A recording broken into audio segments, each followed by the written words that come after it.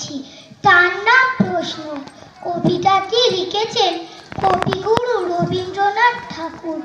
মাগো, আমায় ছুটি দিতে বল, সকাল থেকে পড়েছে যে বেলা। এখন আমি তোমার ঘরে বসে করবো শুধু পড়া পড়া খেলা। তুমি বলছো দুপুর এখন সবে, না হয় যেন সত্যি হলো তাই। একদিনও কি দুপুর বেলা হলে বিকেল হলো মনে করতে নাই। আমি তবে ভাবতে পারি মনে, সূর্য ডুবে গেছে মাঠের শেষে। বাগদি বুড়ি চুপড়ি ভরে নিয়ে শাক তুলছে পুকুর ধারে এসে। আদার হলো মাদার গাছের তলা, কালো হয়ে এলো দিঘির জল।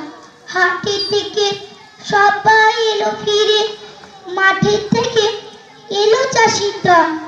মনে কর না উঠলো সাঁঝের তারা, মনে কর না সন্ধ্যা হলো যেন।